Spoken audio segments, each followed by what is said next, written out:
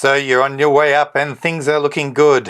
The future is bright for you, working in Australia on the 482 or 457 visa, and your employer has agreed to sponsor you for permanent residency when your 2 years of hard work clicks over. That's right, you're heading for the TRT, Temporary Residence Transition Stream, of the 186 Employee Nomination Scheme visa, commonly referred to as the ENS. For most 482 and 457 visa holders, the TRT stream of the ENS program is the holy grail to permanent residency in Australia. Since the regulations were amended on the 25th of November 2023, more people will use this pathway under the Skilled Migration Program than ever before. Most 482 and 457 sponsored employees have access to the TRT stream now. This change in the regulation effectively removed the requirement for the nominated occupation to be on any specified occupation list. When it comes to application time, you must have worked for your sponsoring employer for at least 2 years in the preceding 3 years.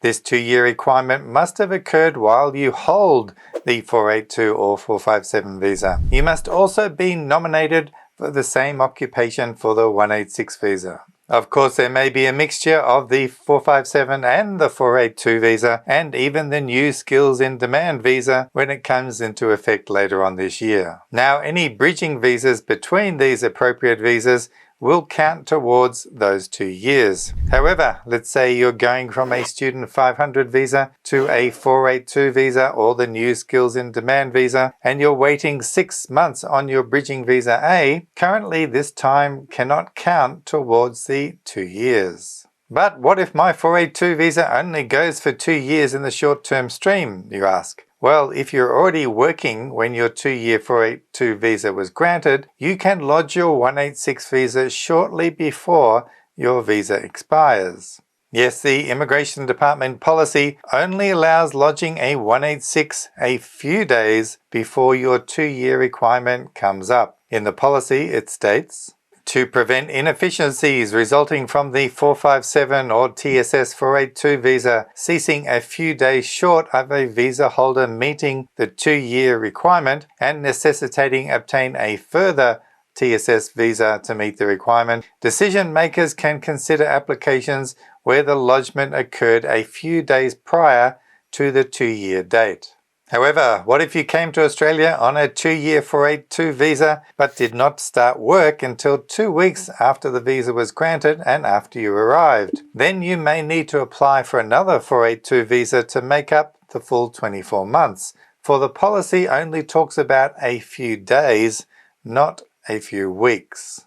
Another requirement is that when the nomination is made under all 186 applications, the nominee is expected to be employed full-time for at least a further 2 years. And the Immigration Department policy states that nominators are expected to include, with their nomination, an employment contract for full-time ongoing position indicating the salary arrangements as well as the terms and conditions of employment. Now, from the sponsoring employer's perspective, the 186 visa is not so different to the 482 or 457 sponsoring process. The good news is that the TR stream does not require placing ads for labour market testing. However, the Skill Australia Fund is still there, and the business also needs to demonstrate that it is still operating and has the financial capacity to pay the visa applicant at the market salary rate. From an employee's perspective, while there is the expectation that the visa applicant will stay working for the employer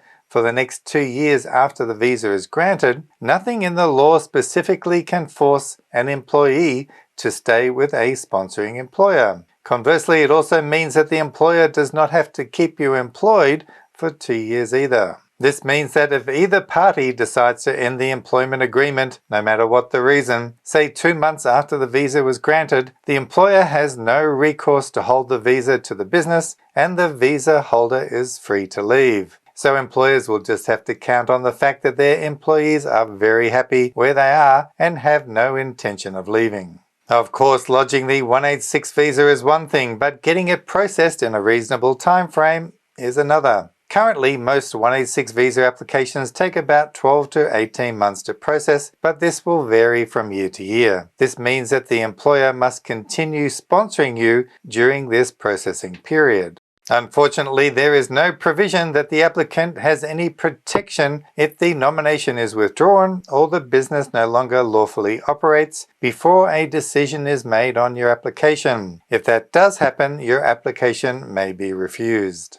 So the TRT stream is still a complicated system. When the new Skills in Demand visa is introduced later this year, we do not expect changes to the overall TRT 186 visa process. However, stay tuned to this channel for further updates. In the future, the TRT pathway to permanent residency may become the government's preferred method of selecting skilled migrants. After all, these visa applicants have proven themselves in their nominated occupations and settled in Australia. And what more could you want?